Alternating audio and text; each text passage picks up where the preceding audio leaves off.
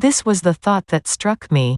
When I sat down to watch TV last weekend, I kept on scrolling Netflix for hours, yet, I was not able to choose which show to watch. I had to read reviews on other sites to check if the show really stood up to my expectations before watching it over Netflix. Not being able to choose suitable content over Netflix is a common issue among users, which is more of a psychological problem but might become Netflix's major problem later on. Now in this case study video, let's see why this happens at the first place, and we will also be seeing what is paradox of choice and analysis paralysis in this case study.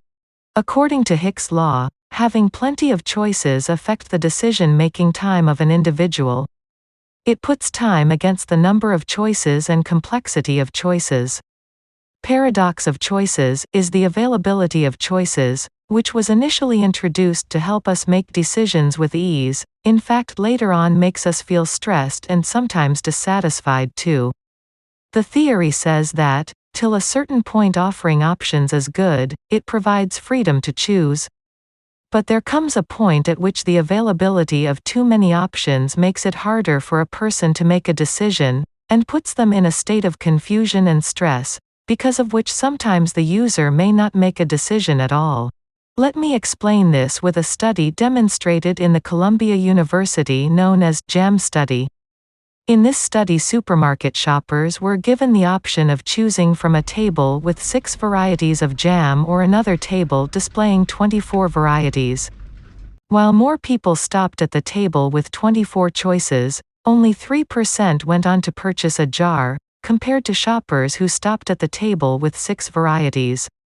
When we are given too many options, it becomes tough for our brain to choose from it, and also might end up choosing nothing at all. Having too many options also leads us to our second problem, which is known as analysis paralysis. Analysis paralysis refers to a situation in which an individual or group is unable to move forward with a decision as a result of overanalyzing data or overthinking a problem. Now, let's see the case of Netflix. With a wide array of content already available, it takes a lot of active analysis and time to make a decision, which then leads to analysis paralysis, which in turn results in 2 effects. 1. Diminished satisfaction, even if you have made your choice. 2. Suppressed decision-making. Both of these are bad for their business. Netflix took on the challenge to solve this problem. So what did Netflix do? Broadly, there are 2 ways to access content in Netflix. 1.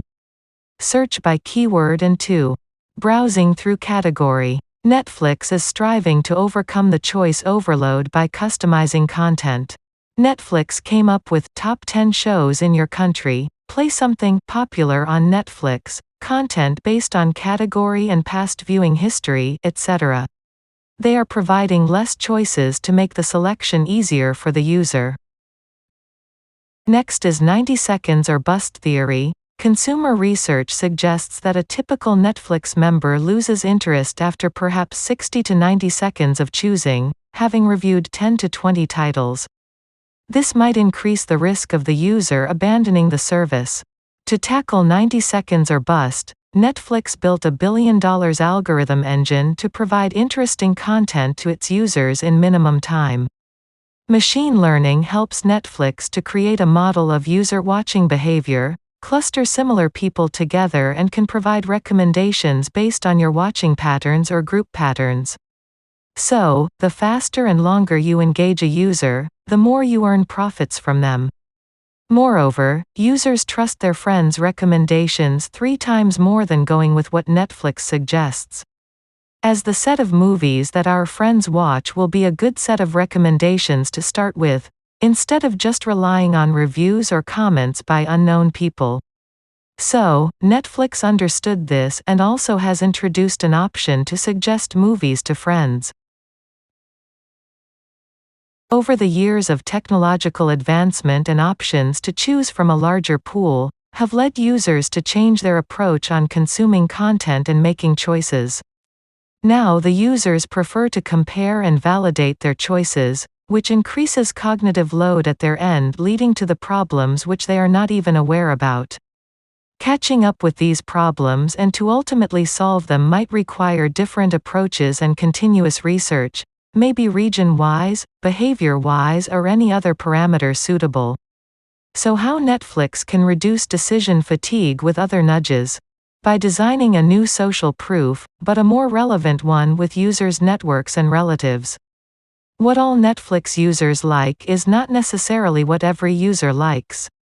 However, a user shares preferences with friends, family, who are often other Netflix users. How many times you would have stopped your user journey on Netflix to ask your friends on WhatsApp, "Hey, what's good to watch right now on Netflix? What do you recommend me?"